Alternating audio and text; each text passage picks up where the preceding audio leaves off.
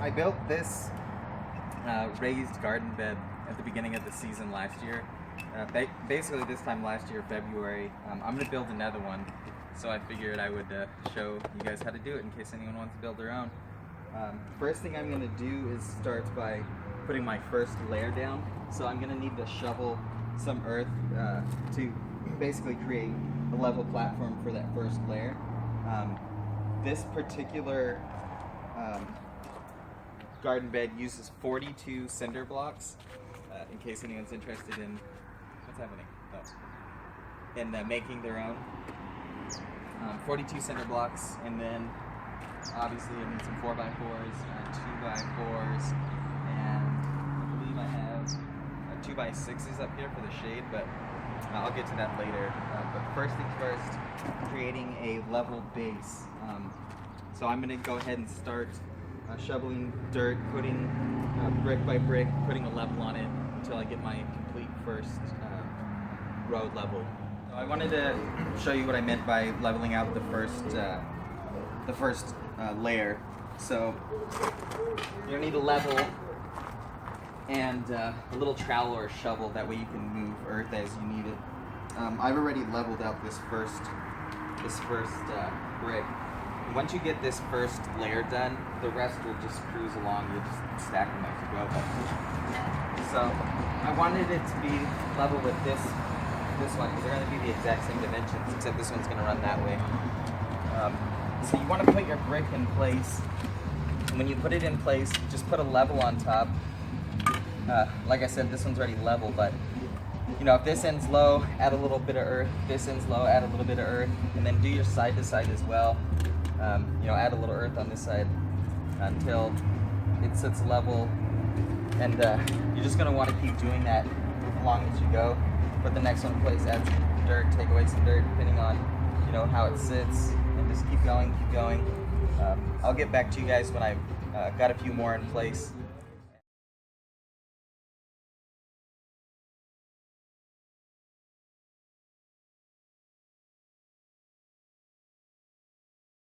I've finished this whole side row, and I've set a brick on there to see how it lines up. Lines up real good, so far so good. Everything's real level, and I'm just going to continue on to this side and finish the other half of the rectangle.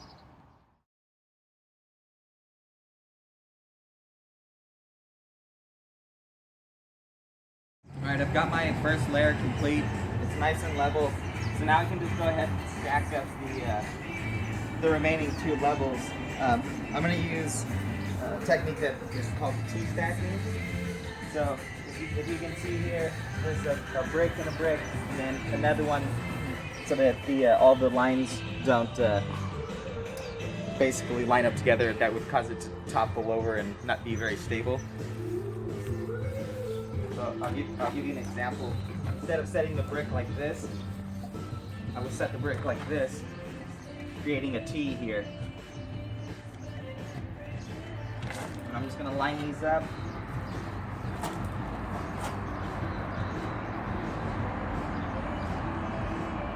And I'll just continue stacking them using that same technique.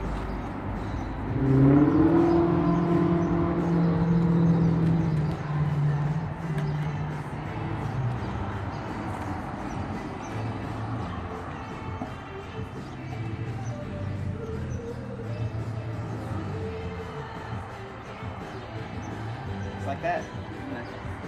Go ahead and continue this up to the top.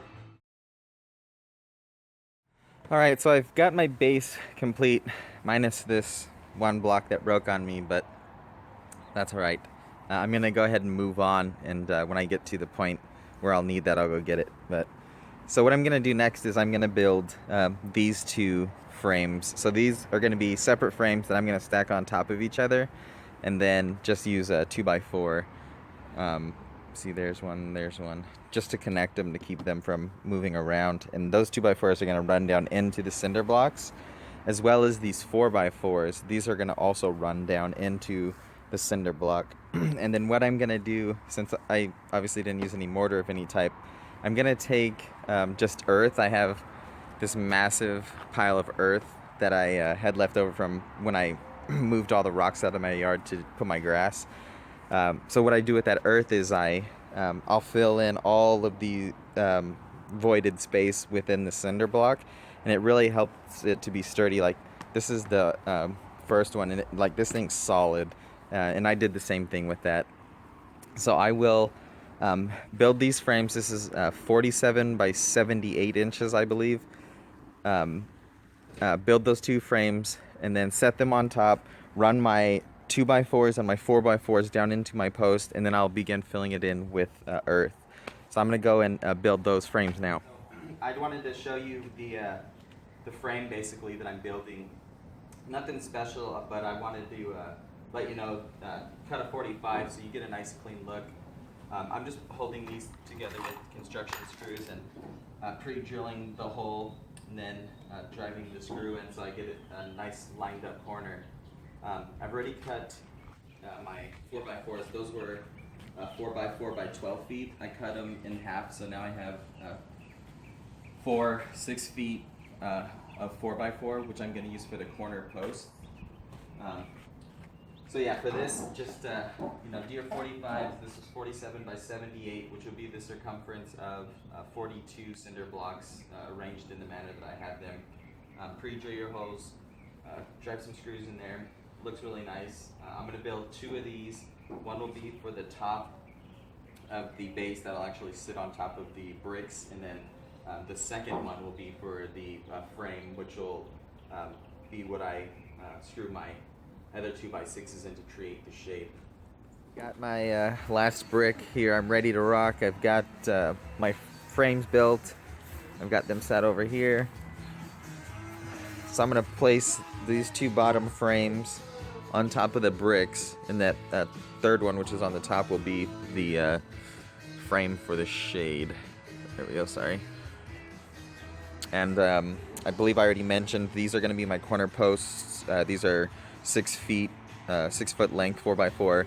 And these 2x4s I've cut here are going to be what I already mentioned, as well as I'm going to hold these frames together here. So I'm going to go ahead and start stacking that stuff up and installing it.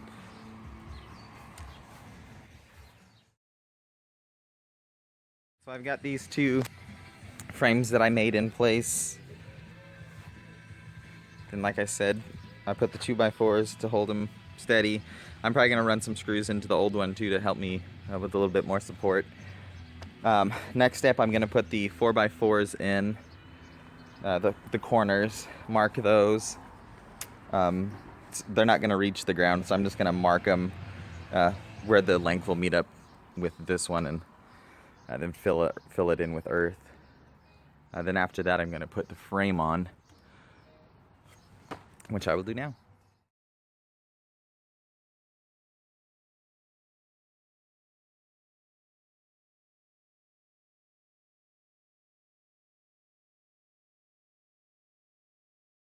So I've got everything in place. I've got my frames placed, mounted. I've got my post in place. I got my top frame, which is going to be for my shade slats, which is what I'll most likely do that last, because what I'm going to do now, like I mentioned, I'm going to fill all this in with this earth I have.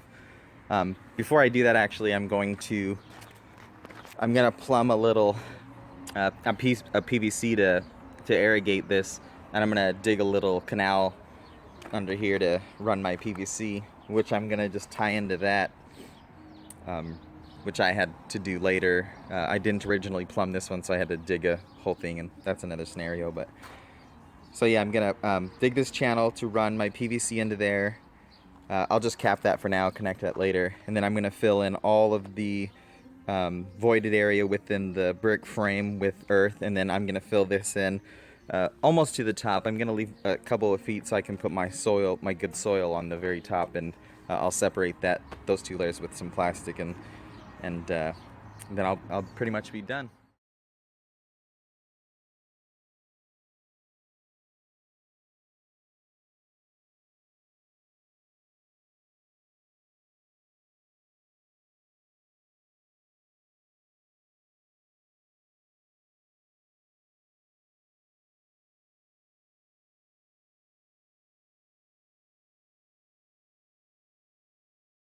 Got my base filled in with all the earth I had over here.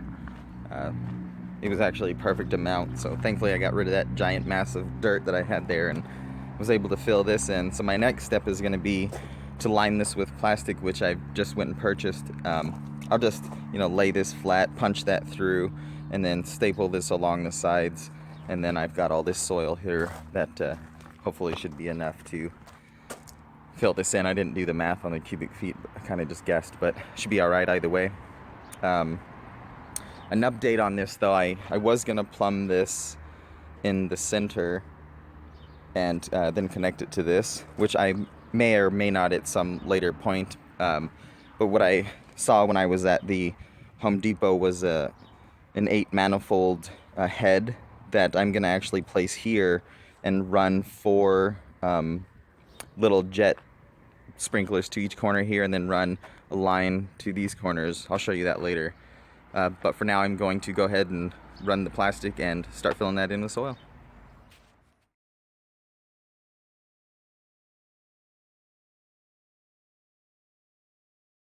Alright, so I've got this baby filled in.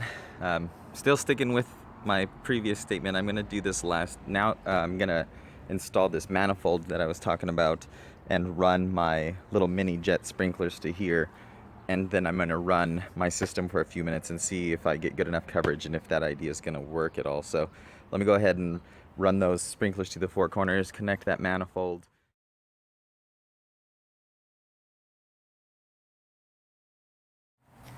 So I've got my micro sprinklers in place, got my 490s in each corner here, and I went ahead and did this one as well, and it seems to be working out pretty great. I'm sure at some point some of these will grow a little taller, block the water from getting to certain points, but seems to be getting fairly good coverage. And the really great part about this manifold is I can adjust the pressure to each of these outlets here. Oh, excuse me, here. So if, see, some of them are spraying over, so I'll go through and I'll, back them off a little until it's just perfect, but it seemed to have worked out pretty good. So it looks like at this point I'm moving on to the shade.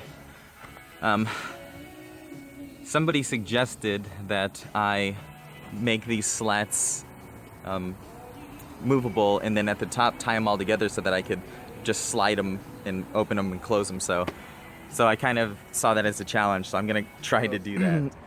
For my, I guess you'd say my rotating shades, I've come up with an idea. First I'm gonna get them mounted before I show you what I'm gonna do to actually connect them all so I can shift them back and forth and have them open and close.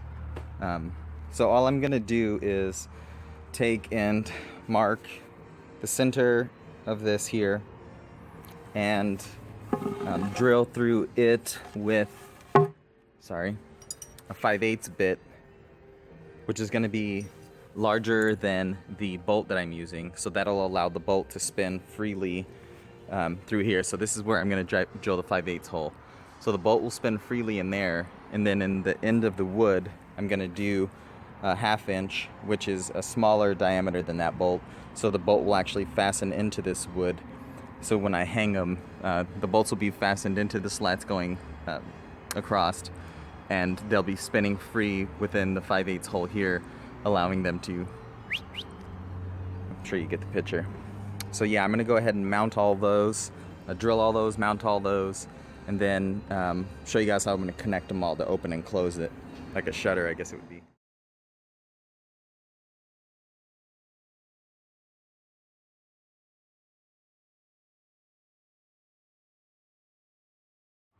Finished her up. I've got the top piece connected here. I want to show you how I ended up connecting that.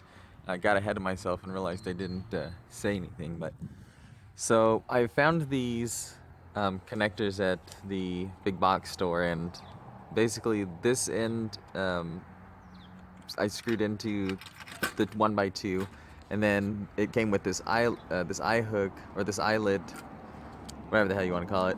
I screwed it into the slat here, and then I was able to connect it because this is on a spring, so it pulls back and allows me to hook it on there. And so in doing that, I was able to connect all the slats together so that when I grab onto this here, I can actually open and close it by moving it left to right. It's a little loose because there's a lot of moving parts with that connection that I used, but it's not bad. I don't mind it too much. So yeah, that's it. That's how I ended up connecting that. Turned out decent. Thanks for watching. I hope you enjoyed.